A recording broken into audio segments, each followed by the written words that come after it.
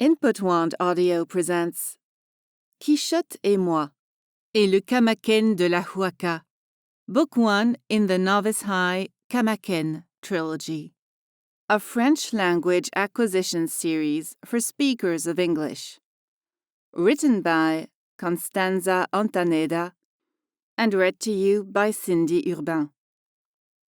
Chapitre 1. Je vais aux toilettes, chante Don Quichotte. Il se lève, danse le flamenco jusqu'à ce qu'il arrive au couloir et disparaît. Nous rions. Depuis quelques mois, il chante toujours quand il est de bonne humeur. « Nous devrions continuer à lire le livre en français, » dit Sanson. Nous rions. Depuis 4 ans, Lucia, Blasco, Sanson et moi allons à l'école Don Quichotte de la Mancha. Mon oncle nous enseigne le quechua, le français, le kung-fu, l'anglais, l'histoire, les mathématiques, les sciences, le combat à l'épée, la bonne écriture, la danse et bien d'autres choses. Maintenant, nous sommes en cours de français.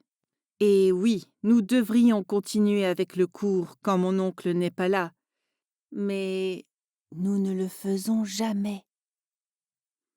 Lucia et moi nous levons du canapé et pratiquons le kung-fu. Je lui donne un coup de pied, mais elle me bloque avec sa jambe. Elle me donne des coups de pied et je la bloque avec mon bras.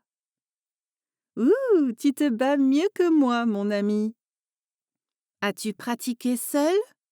je demande. Lucia sourit et me donne des coups de pied. Cette fois, je n'arrive pas à les bloquer et je tombe. Sanson et Blasco rient.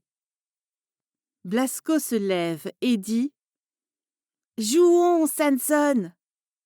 Il se dirige vers les étagères de mon oncle, mais Sanson dit « Non, combattons plutôt le kung-fu avec Sensei Lucia !» Nous rions. Oui, maintenant, elle n'est pas seulement une sorcière, mais aussi une experte en kung-fu, dis-je. Et elle n'a que 11 ans, dit Sanson. On rit plus. De plus, nous ne pouvons pas toucher les objets incas. Et tu le sais, dit Lucia. Mon oncle est incanologue, un expert de la culture inca. La mère de Sanson et Blasco et mon père le sont aussi. Ils travaillent ensemble. À cause de cela, les salons de nos maisons sont remplis d'objets incas.